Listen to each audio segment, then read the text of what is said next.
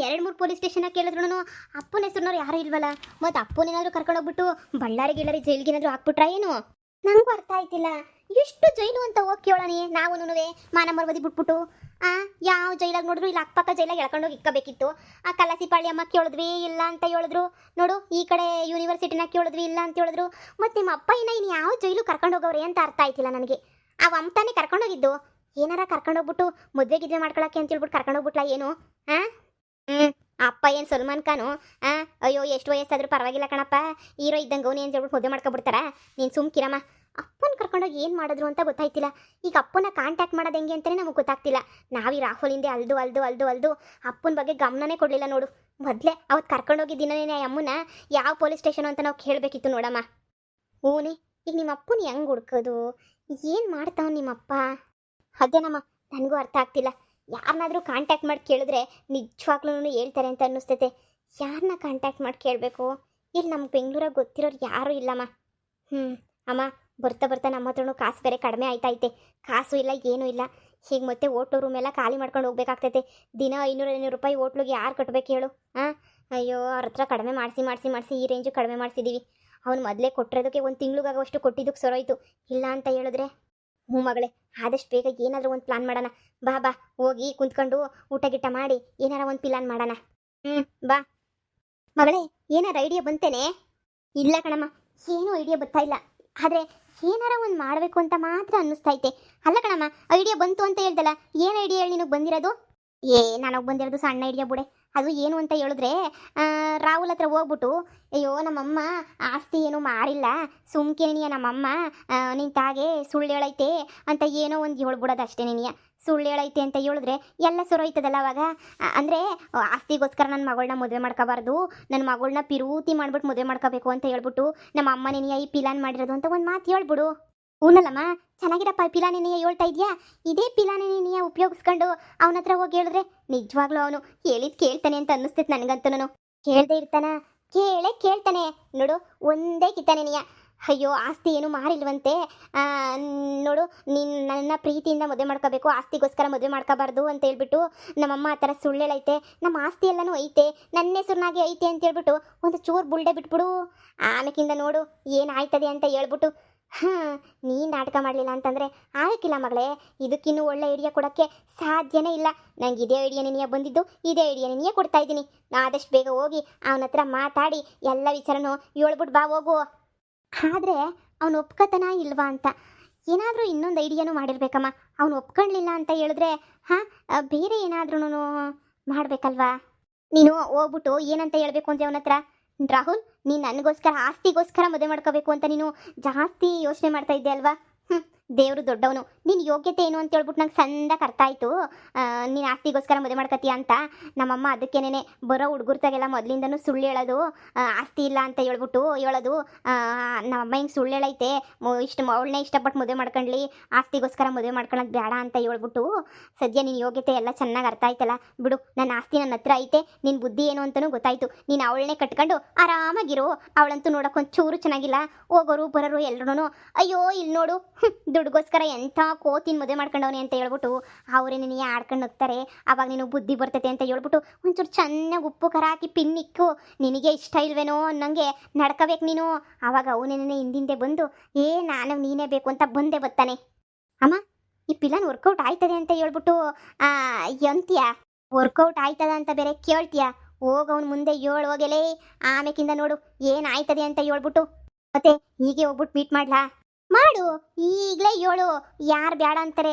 ಹೋಗಿ ಅವನಿಗೆ ಫೋನ್ ಮಾಡಿ ಕರೆದ್ಬಿಟ್ಟು ಅದೇ ಕಾಪಿ ಸಾಪಿಗೆ ಏನೋ ಕರೆದಿದ್ನಲ್ಲ ಅಲ್ಲೇ ಹೋಗ್ಬಿಟ್ಟು ಒಂದು 4 ಲೋಟ ಕಾಪಿ ಕುಡ್ಕೊಂಡು ಮಾತಾಡ್ಕೊಂಬಿಟ್ಟು ಹೇಳೋಗಿ ಸುಮ್ಕೇನೇನಿಯ? ಇರು ಫೋನ್ ಮಾಡಿ ಹೋಗ್ತೀನಿ. ಅದಪ್ಪ ನನ್ನ ಮಗಳು ಅಂತ ಹೇಳಿದ್ರೆ ನನಗಂತೂ ಒಂದು 4 ಲೋಟ ಕಾಫಿ ಕುಡಿದ್ಬಿಟ್ರೆ ಎಲ್ಲಿಲ್ದಿರೋ ಐಡಿಯಾಗಳು ತಲೆಗೆ ಬಂದ್ಬಿಡ್ತಾವೆ ನನಗಂತೂ.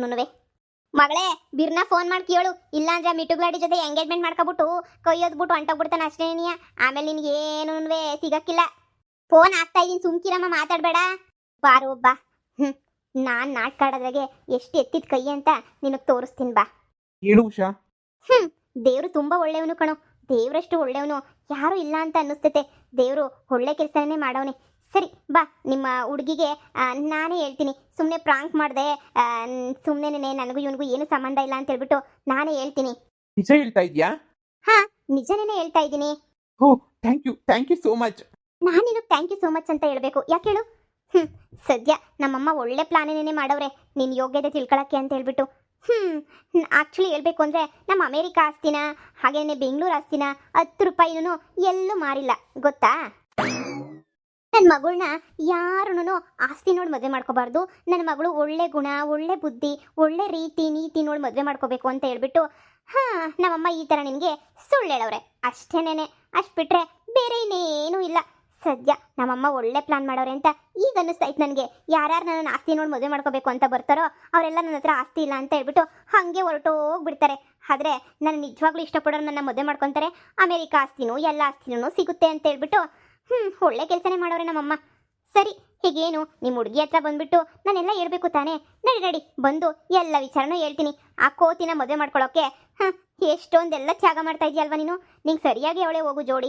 4 ಜನದ ಹತ್ರ ಕರ್ಕೊಂಡು ಹೋದ್ರೆ ಎಲ್ರೂ ಅಲ್ಲಿ ನೋಡು ಆಸ್ತಿಗೋಸ್ಕರ ಎಂಥ ಕೋತಿನ ಮದುವೆ ಮಾಡ್ಕೊಂಡವನೇ ಅಂತ ಹೇಳ್ಬಿಟ್ಟು ಇಡೀ ಊರೇನೇ ಮಾತಾಡ್ತಾ ಇರ್ತೈತೆ. ಇನ್ನು ಫ್ರೆಂಡ್ ಸರ್ಕಲರೆಲ್ಲ ಆಡ್ಕೊಂಡು ನಗ್ತಾ ಇರ್ತಾರೆ. ಆಗಲೇ ತುಂಬ ಜನ ಆಡ್ಕೊಂಡು ನಗ್ತಾವ್ರೆ, ಆದರೆ ಇನ್ನೂ ಚೆನ್ನಾಗಿ ಆಡ್ಕೊಂಡು ನಗ್ತಾರೆ. ಅಯ್ಯೋ, ಇದೇನಿದು? ಇವಳು ಹಿಂಗೆ ಹೇಳ್ತಾವಳಲ್ಲ, ಆಸ್ತಿ ಏನೂ ಹೋಗಿಲ್ವಾ? ಅಯ್ಯೋ, ಆಸ್ತಿ ಐತಿ ಅಂತ ಗೊತ್ತಿದ್ರೆ ನಾನು ಇವಳನ್ನೇ ಮದುವೆ ಮಾಡ್ಕೊಂತ ಇದ್ನಲ್ಲ. ಸರಿ, ಯಾಕಾಯ್ತು ಅವನಿಗೆ? ಈಗ ನೋಡು, ಯಾಕಾದ್ರೂ ಬಿಟ್ನು ಅಂತ ಯೋಚನೆ ಮಾಡ್ತಾವನೆ. ಛೇ, ಎಂಥ ಕೆಲಸ ಮಾಡ್ಬಿಟ್ನಲ್ಲ ನಾನು. ಈಗ ತ್ಯಾಪೆ ಹಾಕೋದು ಹೆಂಗೆ? ಮಾಡೋದಂತೂ ಮಾಡ್ಬಿಟ್ಟೆ. ಈಗ ಹೆಂಗನ ಮಾಡಿ ತ್ಯಾಪೆ ಹಾಕ್ಬೇಕಲ್ವಾ? ತ್ಯಾಪೆ ಹೆಂಗೆ ಹಾಕೋದು? ಏನು ಮಾಡೋದು? ಅಲ್ಲ, ನಿಮ್ಮಮ್ಮ ನನ್ನನ್ನೇ ಪರೀಕ್ಷೆ ಮಾಡಿದ್ರಾ? ನನ್ನೇನೇ ಡೌಟ್ ಪಟ್ರಾ ನಿಮ್ಮಮ್ಮ? ಛೇ, ನಿಮ್ಮಮ್ಮ ಎಲ್ಲ ಈ ಥರ ಮಾಡ್ತಾರೆ ಅಂತ ನನ್ನ ಮನ್ಸಿಗೂ ಅಂದ್ಕೊಂಡಿರಲಿಲ್ಲ ಉಷಾ. ಈ ಥರ ಯಾಕೆ ಮಾಡ್ಬೇಕಿತ್ತು ನಿಮ್ಮಮ್ಮ? ನನ್ನ ಮೇಲೆ ನಂಬಿಕೆ ಇರಲಿಲ್ವಾ? ಯಾಕೆ ನೀನು ಏನು ಅಂತ ಚೆನ್ನಾಗಿ ನಮ್ಮಮ್ಮಂಗೆ ಗೊತ್ತಾಯ್ತಲ್ಲ ಇವಾಗ. ನಮ್ಮಮ್ಮಂಗೆಲ್ಲ ಗೊತ್ತಾಗಿರೋದಕ್ಕೆ ನಮ್ಮಮ್ಮ ಇನ್ಮೇಲೆ ಅವನ ಹತ್ರಕ್ಕೆ ಹೋಗ್ಬೇಡ, ಅವನ ಹತ್ರ ಮಾತಾಡ್ಬೇಡ ಅಂತ ಖಡಾಖಂಡಿತವಾಗಿ ಹೇಳ್ಬಿಟ್ಟೈತೆ. ಸರಿ ಬಿಡು, ನಿಮ್ಮ ಹುಡುಗಿ ಹತ್ರ ನಾನು ಮಾತಾಡ್ತೀನಿ. ಆ ಕೋತಿನ ಮದುವೆ ಮಾಡ್ಕೊಂಡು ಆರಾಮಾಗಿ ಕೋಟಿ ದುಡ್ಡು ಎಣಿಸ್ಕೊಂಡು ಇರು. ನಾನು ಯಾವುದಾದ್ರು ಒಳ್ಳೆ ಹುಡುಗನ ನೋಡ್ಕೊಂಡು ನಾನು ಆರಾಮಾಗೆ ಅಮೇರಿಕಾದಲ್ಲೇ ಐತಲ್ಲ ನಮ್ಮ ಆಸ್ತಿ, ಅಲ್ಲೆಲ್ಲ ಹೋಗ್ಬಿಟ್ಟು ಆರಾಮಾಗಿ ಬಿಸ್ನೆಸ್ ಮಾಡ್ಕೊಂಡು ಹೆಂಗೋ ಸೆಟ್ಲ್ ಆಗ್ತೀವಿ. ನೀನು ಇವಳ ಜೊತೆ ಎಲ್ಲೇ ಸೆಟ್ಲ್ ಆಗು ಪಾಪ, ನಿಮ್ಮ ಆಸ್ತಿನ ಎಲ್ಲಿ ಬಿಡೋಕ್ಕಾಗಲ್ಲ ಅಲ್ವಾ? ಅಯ್ಯೋ, ಹಾಗಲ್ಲ ಉಷಾ, ನಾನು ಆ ಥರ ಹೇಳ್ತಾ ಇಲ್ಲ. ನನಗೆ ನೀನಂದರೆ ಇಷ್ಟ ಇಲ್ಲ ಅಂತ ಹೇಳ್ಬಿಟ್ಟು ಯಾರು ಹೇಳಿದ್ರು? ನನಗೆ ನೀನಂದರೆ ತುಂಬ ಇಷ್ಟ. ನನಗೂ ನೀನು ಮರೆಯೋಕೆ ಆಗ್ತಾ ಇಲ್ಲ, ನೀನು ಬಿಡೋಕ್ಕೂ ಆಗ್ತಾ ಇಲ್ಲ. ಆದರೆ ನಮ್ಮ ಅಪ್ಪ ಅಮ್ಮನ ಬಲವಂತಕ್ಕೆ ಈ ಥರ ಎಲ್ಲ ಮಾಡಿದೆ ಅಷ್ಟೇನೆ. ಅಷ್ಟು ಬಿಟ್ಟರೆ ನೀನೊಂದು ಬಿಡೋಕ್ಕೆ ಅಂತ ಹೇಳ್ಬಿಟ್ಟು ನೋಡು, ನನಗೆ ಯಾವ ಉದ್ದೇಶನೂ ಇಲ್ಲ. ಇವತ್ತು ನನಗೆ ನೀನೇ ಬೇಕು ಅಂತ ಅನ್ನಿಸ್ತೈತೆ. ಕಾಳಿ ನನ್ನ ಮಗ ಆಸ್ತಿ ಐತೆ ಅಂದ ತಕ್ಷಣ ಹೆಂಗೆ ಪ್ಲೇಟ್ ಚೇಂಜ್ ಮಾಡ್ತಾವನೆ. ನಮ್ಮ ಅಮ್ಮನ ಹತ್ರ ಹೋಗಿ ನಾನು ಮಾತಾಡ್ತೀನಿ, ನೀನೇ ಬೇಕು ಅಂತ ಹೇಳ್ಬಿಟ್ಟು. ಇನ್ನು ಬೇಡ ರಾಹುಲ್, ನಿಮ್ಮ ಅಪ್ಪ ಅಮ್ಮ ಯಾವ ಹುಡುಗಿನ ತೋರಿಸ್ತಾರೋ ಅದೇ ಹುಡುಗಿನೇ ಮದುವೆ ಮಾಡ್ಕೊಂಡು ಸುಖ ಸಂತೋಷವಾಗಿರು. ನಾನಂತೂ ನಿನ್ನ ಏನು ಕೇಳಲ್ಲಪ್ಪ. ಸುಮ್ಮನೆ ಯಾಕೆ ನನ್ನಿಂದ ನಿಮ್ಮ ಫ್ಯಾಮಿಲಿ ಒಡೆದೋಗೋದು ಎಲ್ಲನೂ. ನಮ್ಮಮ್ಮನೂ ಹೇಳ್ಬಿಟ್ಟವ್ರೆ, ಆಸ್ತಿ ನೋಡ್ಬಿಟ್ಟು ಮದುವೆ ಮಾಡ್ಕೊಳ್ಳೋರನ್ನ ಮದುವೆ ಮಾಡ್ಕೊಳ್ಳೋದೇ ಬೇಡ, ನೀನು ಬಿಟ್ಬಿಡು ಅಂತ. ಅದೇ ಥರನೇ ನಾನು ಬಿಟ್ಬಿಡ್ಬೇಕು ಅಂತ ಅಂದ್ಕೊಂಡಿದ್ದೀನಿ. ಸರಿ ಆಯಿತು, ನಿಮ್ಮ ಹುಡುಗಿ ಹತ್ರ ಕರ್ಕೊಂಡೋಗಿ ನಾನು ಎಲ್ಲ ವಿಚಾರನೂ ಹೇಳಿ ಅವಳ ಹತ್ರ ತಪ್ಪಾಯಿತು ಅಂತ ಕೇಳ್ತೀನಿ. ಛೇ, ಆ ಥರ ಎಲ್ಲ ಮಾಡೋಕೆ ಹೋಗ್ಬೇಡ ಉಷಾ ನೀನು. ನಮ್ಮ ಅಮ್ಮನ ಹತ್ರ ನಾನೊಂದ್ಸಲ ಮಾತಾಡ್ತೀನಿ. ಅವಳು ನೋಡು ಎಷ್ಟು ದುರಂಕಾರ ಮಾಡ್ತಾಳೆ. ನನಗೂ ಅವಳಂದ್ರೆ ಹೇಳ್ಬೇಕು ಅಂದರೆ ಅಂಥ ಇಷ್ಟ ಇಲ್ಲ ನನಗೆ. ಆದರೆ ಅಪ್ಪ ಅಮ್ಮನಿಗೋಸ್ಕರ ಒಪ್ಕೊಂಡಿದ್ದೆ ಅಷ್ಟೇನೆ. ನಾನು ನಿನ್ನ ಹತ್ರ ಇವತ್ತು ಇದೇ ವಿಚಾರ ಮಾತಾಡೋಣ ಅಂತಲೇ ಬಂದೆ. ಆದರೆ ನೀನು ಬೇರೆ ಏನೋ ಮಾತಾಡ್ದಲ್ಲ, ಮರ್ತೇ ಹೋಗ್ಬಿಟ್ಟೆ ನಾನು. ಏನು ಮಾತಾಡಬೇಕು ಅಂತ ಬಂದೆ? ಅವಳ ಮದುವೆ ವಿಚಾರನ, ಇಲ್ಲ ಎಂಗೇಜ್ಮೆಂಟ್ ವಿಚಾರನ, ಇಲ್ಲ ನನ್ನ ಪ್ರೀತಿ ವಿಚಾರನ? ನಿನ್ನ ಪ್ರೀತಿ ವಿಚಾರನೆ ಮಾತಾಡೋಣ ಅಂತ ಬಂದೆ. ಅಷ್ಟರೊಳಗಡೆ ನೀನೇ ಏನೇನೋ ಮಾತಾಡ್ಬಿಟ್ಟಲ್ಲ. ನಮ್ಮ ಅಮ್ಮನ ಹತ್ರ ಹೋಗ್ಬಿಟ್ಟು ಏನಾದರೂ ಒಂದು ಮಾತಾಡ್ತೀನಿ, ಸರಿನಾ? ಪ್ಲೀಸ್ ನನಗೆ ಟೈಮ್ ಕೊಡು. ನಾನಂತೂ ನಿನಗೆ ಟೈಮ್ ಕೊಡಲ್ಲ. ನಾನಂತೂ ಹೋಗ್ತೀನಿ, ಸಾಕು. ನಿನ್ನ ಹತ್ರ ಬಂದು ನಾನು ಭಿಕ್ಷೆ ಬೇಡ ಅಂತ ಪರಿಸ್ಥಿತಿ ತಂದೆ ಅಲ್ವಾ? ಛೇ, ನನಗಂತೂ ಬೇಜಾರಾಗ್ಬಿಟ್ಟೈತೆ. ನಾನು ಹೋಗ್ತೀನಿ. ಅಬ್ಬಾ, ನಾನು ಮಾಡಿರೋ ಪಿಲಾನು ಸಣ್ಣದಾಗಿ ವರ್ಕ್ ಆಗ್ತಾ ಐತೆ. ಆಗಲಿ ಈ ನನ್ನ ಮಗ ನನಗೆ ಮೋಸ ಮಾಡಕ್ಕೆ ನೋಡ್ತಾನಲ್ವಾ? ಉಷಾ